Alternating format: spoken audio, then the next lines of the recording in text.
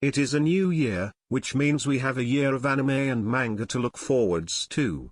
Continuing series and new ones to replace those which have come to an end.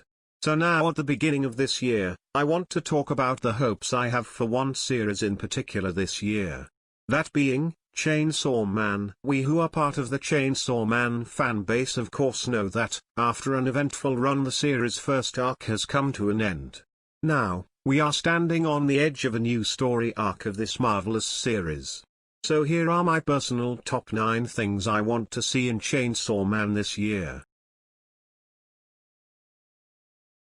1. Thing which I am certain has been on the minds of a lot of people, from the moment Power made her pact with Denji, when and how will we see the return of the Blood Devil? How will Denji turn the Blood Devil back into Power? I am assuming that this will be another one of those ways that Denji gets broken down again, since turning the Blood Devil back into Power cannot be an easy task by any means. I could even see the Blood Devil returning an antagonist, or an outright enemy which pushes him to confront the idea that he might not be able to fulfill Power's pact. I do not want this to be a simple thing, even if the reintroduction of the Blood Devil does not get much build-up, such as Denji actively seeking it out. Maybe, just appearing in the story perhaps in the most inconvenient way which would honestly be very Power-like.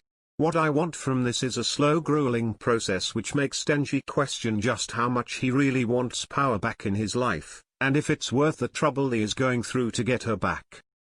I am just imagining the first meeting between Denji and the Blood Devil. Denji would not want to believe that Power is really gone and would try to approach it as a friend. Then he would end up getting messed up, maybe having to be saved by someone else, or maybe the Blood Devil leaves him alive for some reason. Following this Denji would have a flashback to Power, telling him how he had to turn the Blood Devil back into Power. And each time he goes to try and convert the Blood Devil the flashback gets clearer and clearer, like the instance with Pochita telling Denji not to open the door. Personally, I do not feel like we will be getting Power back, at least not in the exact way she was before. The memories and experiences she had are gone, and it will have new ones. New ones which will adjust its personality and thoughts accordingly. We saw what Power was like before she met Denji, Makima and the others. Back when she first became a fiend, believing that lives are all equally meaningless. If that is the natural state of the Blood Devil, then Denji, he must go out and prove that living has worth.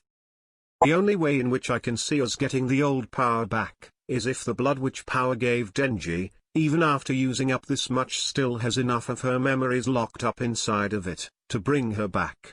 Although even if this does turn out to be the case, I just cannot see us ever getting the old Power back. This new Blood Devil might end up looking like her, might end up acting like her, but in the end it won't be the same because at least in some capacity, they will be different, if only down to the different circumstances which mold them. I feel like the pact Denji has with Power is a false hope that the author has put in to make us believe that Power can come back just as she was before, but what do you think?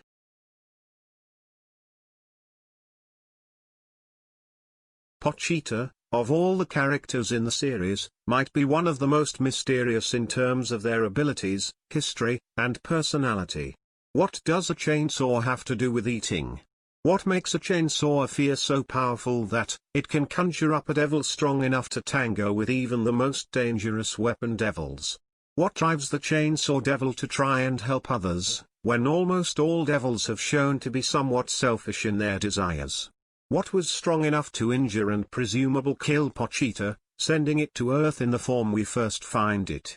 If Pochita was killed, how did he retain his memories, when we are told time and time again that after dying devils lose their memories?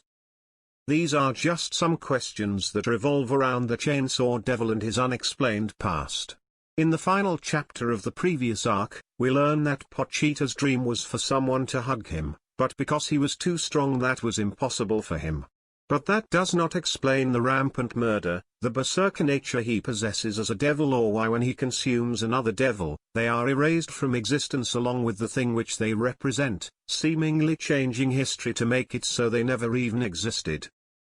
Frankly speaking, I do not believe that Pochita is just the Chainsaw Devil. I know it's been a theory for some time, that Pochita is something beyond just being the regular chainsaw devil, but honestly, I don't know how else you could explain the abstract powers he possesses which have absolutely nothing to do with chainsaws. The fact is that Pochita's powers are something which will either prove to be a major head-scratcher for the series if this continues to go unexplained in some manner. And while we are talking about things that do not make senses with the Chainsaw Devil even in the current timeline, let us talk about how Pochita ended up on Earth in the first place. Makima claims he disappeared during a fight with the Four Horsemen and Weapon Devils, vanishing before their eyes. How is that possible? Did the Hell Devil boot him out? Is this yet another strange power possessed by the Chainsaw Devil to just enter and leave Hell at will? Not only that, but the form that Denji first finds Pochita in, injured and bleeding out, how did that even happen? How did Pochita go from fighting against a group of presumable strong devils, to being an injured dog on the ground? Don't devils appear fully healed in either world after being killed? I could continue to question things for hours, and not get any closer to the actual answers. So instead I will just say that Pochita's past holds a great many secrets to it which will, undoubtedly be revealed at some point in the future, at the very least to explain some of the already existing plot holes that exist in the series.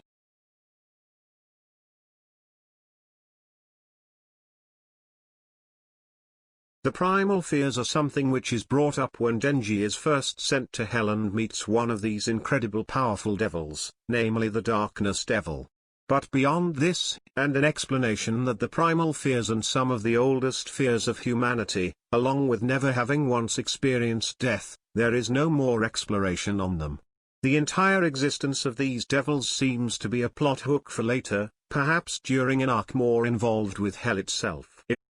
The fact that it was never stated how many of these primal fears there are, it is possible for them to be at least 5 in total if not more. Imagine for a second, a being which embodies a fear that has existed since the beginning of humanity. How would you depict that? What kind of powers would they possess? How would they act? Are they intelligent or just primal forces of nature? Till now, devils have shown to all possess some level of intelligence and communication skills, all except for the Darkness Devil.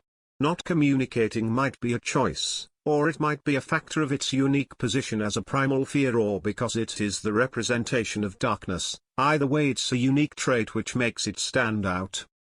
Furthermore, the Darkness Devil is the only enemy who has actively forced Makima into a retreat. This can be argued that she wanted to protect the weakened Chainsaw Man, but that is never stopped her before. And only a small fraction of the Darkness Devil's flesh was enough to increase the power of Santa Claus several times over, enough that they were confident in dealing with Makima, which might have been possible had it not been for Makima's frankly overpowered contract with the Prime Minister. An exploration of these devils would certainly require us to go to Hell, and if not confront them, then perhaps Denji would make a pact with one of these devils in exchange for strength. After all, while the Chainsaw Man is called the hero of Hell by Makima, it is the primal fears who have never once been killed even by the rampaging chainsaw. So the power difference between them must be at least such, that they can't be killed as easily as a berserker chainsaw was shown to do to everything else. We are aware that at least the Darkness Devil seems to have a dislike for the Chainsaw Devil, seeing as how it was willing to grant Santa Claus power in exchange for the heart of Chainsaw Man, which was the real Chainsaw Devil. So, making a contract with the Darkness Devil might prove to be impossible, but it would bring up an interesting point. Why does a devil of such power deem the Chainsaw Devil to be a threat? Perhaps it is due to the chainsaw's unique ability to fully erase a devil from existence, but that would imply that somehow the Darkness Devil, like Makima, remembers those devils that were erased, which could provide us with a retrospective on the life of the original Chainsaw Devil, and how he altered the world. If nothing else, these immensely powerful devils could serve as a final boss more powerful than Makima in terms of raw destructive potential. But without the several dozen chapters of build-up, they would lack the emotional impact that made the final fight with Makima worthwhile. I am not expecting us to get the same level of exploration into them as we did Makima, but just having big brutish monsters acting as a main antagonist seems beneath the author at his current level of storytelling. I hope he doesn't fall back onto this trope and risk providing us with suboptimal antagonists.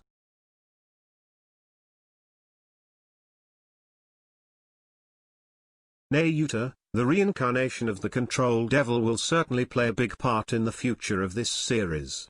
Not only because she has a connection to Makima, who helped to make Denji who he is now and is the woman he in his own way loved, but because she has put Denji in a position he has never been in before. Now he must act as a role model for someone, he must show her how to live a better life than the one she is living. Right now, Denji must be the parent he never had, he must find some resource of parental instincts that he did not know he had to raise this girl. But, that begs the question, how will Denji, someone who has no experience with good parenting and is still a high schooler, raise a child with the potential of doing as much damage as Makima? How will the warped and broken person that he is possible raise a normal child? The answer in my own option is simple: he will not be able to. He will raise someone who will live with their own distortions brought on by his parenting and the supernatural heritage she possesses. But that isn't necessarily a bad thing. Her being warped like him will allow them to grow closer as a family unit, and at this moment, outside of Kishibe and maybe Kobani, she is the only support he has, less you want to count Pochito in that. I want to see Denji realize how Nayuta's in a similar position to how he was at the beginning of the series, directionless and without a proper sense of worth. I want to see Denji recognize how far he has come and yet how far he still must go. I want Denji to realize that he is the only person that can raise her, but is also at the same time the worst person to do so. I also want to see Denji attempting to be everything that his own father wasn't for him, and realizing the struggles that come with being a single parent. With Nayuta present in the series, we can see a different side to Denji, one that has not been shown prominently enough for my taste. That being his protective side, one which was hinted out during the time when Power was traumatized by the Darkness Devil, staying by her side, and helping her get over the issues that it brought up.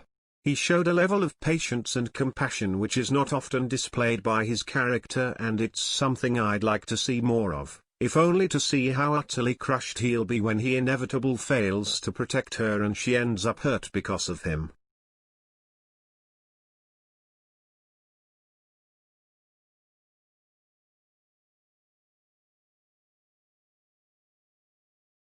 Who would have believed at the beginning of the series that it wouldn't be Aki, Power or even Makima who survived this far, but rather the timid and easily bossed around Kobani? So, now I just must ask, why is Kobani still alive? Why has she, despite everything that she has gone through, been spared from death's grasp time and time again? Is it just the whim of the author, or is there something more to her being spared the headsman's axe? And where was she at the end of the previous chapter? I expected her to at least show up with Kishibe at the end to help Denji with Makima, but she did not show up at all, and I doubt she died off screen after all the time and effort put into her character. So, what am I expecting from her character going forwards? Honestly, I do not know. She is a character who defies plans of Makima, who defies the very nature of the Chainsaw Devil, as rather than being killed in response to her cry for help, she was in fact saved in the traditional sense. All I can think is that, for whatever reason, she is going to play a central role in the upcoming arc. How she will do that is a mystery. It could be that she is now living with Denji. She did after all state that she was thankful for having a reason to cut herself off from the baggage of her family. It is not like Denji can look after Nayuta every second of the day, especially if he's an active devil hunter and high school student, so having Kobani drafted into helping to look after the young-minded control devil, while Denji is going to high school and being confronted with the idea that once again, she is being forced to do something for someone else, while they go off and do something she wanted, but was always denied. This could potentially push her to do something, like start an argument with Denji and sparking an incident with Nayuta which forces them to resolve it. Also, let us not forget that we never learn what devil she is contracted with, a secret which I assumed would play a part in dealing with Makima, but no, that never came to pass, so now I'm assuming it will be brought up in the next arc, if only as a sort of gag or maybe as an explanation of how she has survived the plot so far despite constantly being put into dangerous situations. Either way, I am certain she has kept it a secret for a reason, and she has been kept alive for at least some reason. We will just have to wait and see what that purpose is.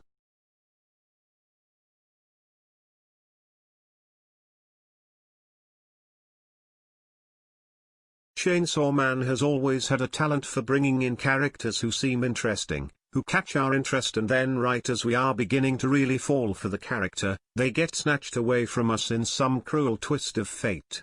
Call me a misogynist, because I think this is one of the best factors of the series, because it means that no one is safe, no one except for perhaps Denji himself, although in some cases I am sure he would prefer to be dead, than living in the hell he is going through.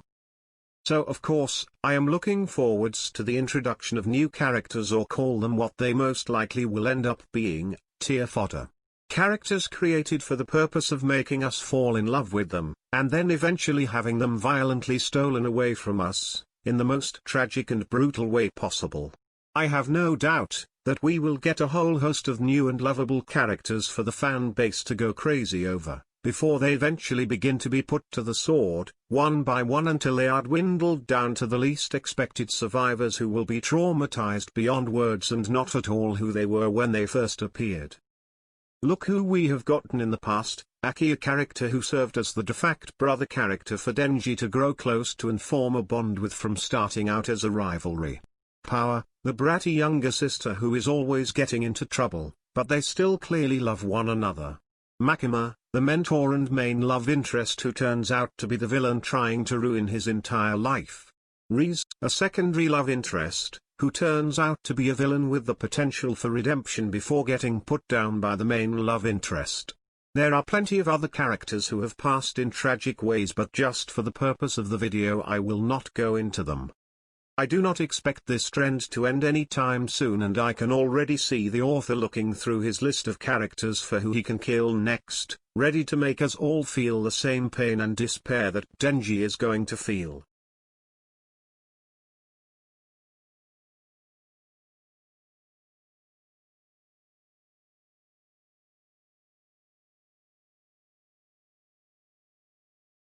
I want to see a deep dive into Denji's trauma. It might seem cruel, and some people might even think that Denji has suffered enough. But to me, Denji is a character who has endured so much, going through one trauma after another, and we have seen how that has affected him both consciously and subconsciously. But there is still much more to explore within his uniquely twisted psychology. For instance, in the last chapter he spoke on his own personal perception of love, with him saying that because he genuinely wished no ill will upon Makima, his actions of cutting her up and consuming her was love. This small portion of a chapter, which is quickly moved on from, in my eyes gives us a small window into the twisted mess that is Denji's thoughts. If I was to ask a regular person, just walking down the street, if they considered cutting someone up, and consuming them was an act of love, what do you think they would say? I highly doubt that they would reach the same conclusion as Denji. But the thing is, Denji isn't just a regular person, he is an example, a perfect example in my eyes in how far a human mind can be poked and prodded until it breaks. Growing up within conditions that can, without being hyperbolic about it, be called hell. Is it any wonder that in a life that from the start was devoid of love, where even eating the simple foods people often take for granted were a luxury he couldn't afford, is it any wonder under these conditions that he would come to a distorted conclusion on what love is? I don't think so. In fact, I believe it to be completely natural when given context, that Denji would mix the very real need for sustenance and companionship that humans crave into one mismatched hodgepodge mess of feelings. After all, it's a well-documented fact that when you eat, the brain releases feel-good chemicals. Why then, given the context, would Denji be dissuaded from believing that eating is an act of love? He isn't exactly the most educated individual, not to mention it was established near the beginning of the series that he will eat just about anything with nutritional value. In Denji's mind, the idea of consuming the body of someone else might be the ultimate act of love. The means by which you consume them might not matter. What matters is that they are serving as a meal, which stimulates those feel-good feelings in his brain. I don't believe that Denji is completely without common sense, however. I think he knows that his interpretation of love is abnormal, but that doesn't make his feelings false or ignorable. Maybe I'm just looking at things which aren't really there, or maybe I'm interpreting things wrong. Feel free to let me know down in the comments, but my point still stands. Denji is an individual with a perspective unlike a regular person. And it is his traumas which have caused this wonderful abomination to come into existence. But I feel like there is much more we still need to discover. There are still more layers of Denji's psychology to rip away and reveal the raw self that is hidden under it all. I need to see Denji's traumas flare up. I need to see how, even now with a new lease of life, he hasn't escaped from the past that made him who he is. I want to see him break down and sob for no reason when he sees Power's cat. I want to have him completely lose his temper just at the mention of the gun devil. These are things which until now he hasn't processed. Even after Aki's death, I don't feel like he accepted it, and I certainly don't feel like he accepted and has acknowledged Power's death. I want Denji to be dragged through the mud by his past. I want him to go through each of the stages of grief with ample time given to each stage. I want to see relapses and false hopes being crushed. To see him face every single trauma he has experienced in his life, to realize and confront the fact that, because of how he was raised, because of the things he has experienced and been a part of, that he will never be normal. That living a normal life, with normal feelings and thoughts, might be something out of his reach, but be fine with that. It will certainly be heart-wrenching, and many people might call it being edgy for the sake of being edgy. But personally, to me, it speaks of someone who has finally confronted everything that makes them who they are. Has cast aside their attempts at being normal, and fully embraced their own unique form of being with all the faults that come with it. Now, before I risk boring you with my own personal philosophical feelings on the mental state of a fictional character, more than I already have, let's move on.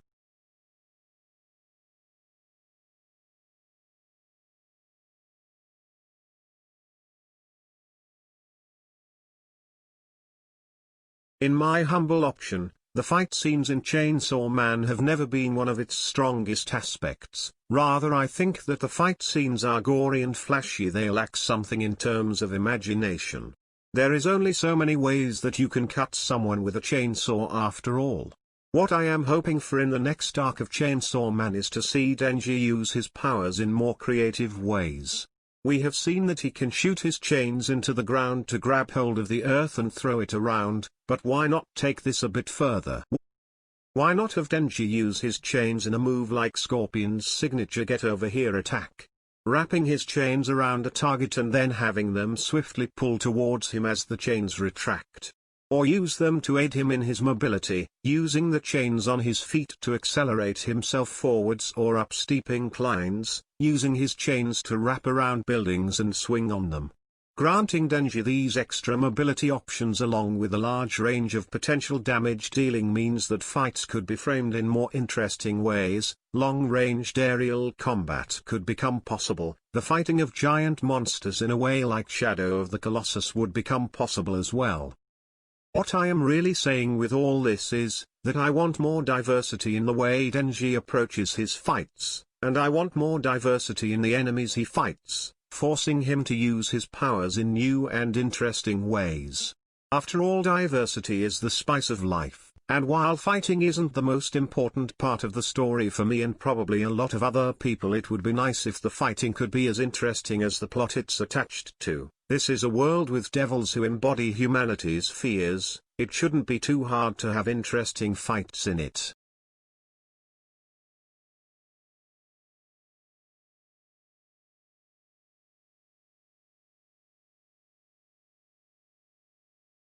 How is it that a series, which is all about devils, where we have been to hell more than once, that we still know next to nothing about hell?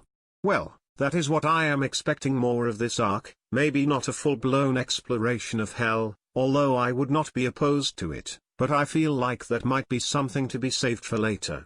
Hell is where all devils, the main antagonists of the series, come from, but from the small amount that we have seen it looks like an expansive area made up doors.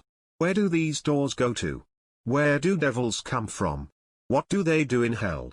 Is hell just one large flat plane, or does it have its own diverse environments? Hell is another world, one completely separately from the normal reality which Chainsaw Man's stories takes place in. A place filled with devils which embody the fears of the world, and are in possessor of possible world-changing magical powers. So, this is a huge opportunity for the author to really go wild with his imagination. The only thing which can hold him back at this point is himself and his ability to interpret human fears in new and terrifying ways.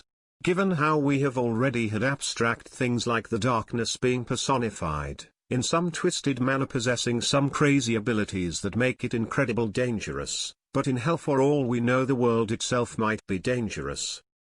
Imagine it, we could see the natural way in which devils live with their environment when not being influenced by outside factors.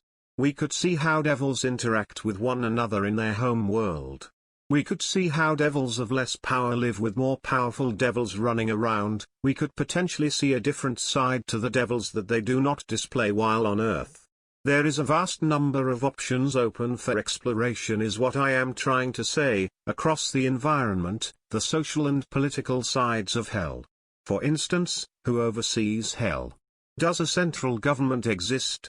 Do devils align themselves with one another to grow in strength, or do they fall under the influence of the primal fears? Beyond Chainsaw Man, who or what is killing the devils of hell to send them to Earth, and for what purpose? So much we do not know, and so much I want to learn. Beyond theorizing, there isn't much more to be said on this point, so I guess I'll move on to my next point. So, that is my list of 9 things I want to see in the future of Chainsaw Man. I wonder if anyone who watches this far agrees with what I had to say, or if they adamantly disagree with me. If you managed that, then let me know your own thoughts in the comments, and tell me what you are looking forwards to. Now, without taking up any more of your precious time, I'll say goodbye, and don't forget to celebrate your weebdom.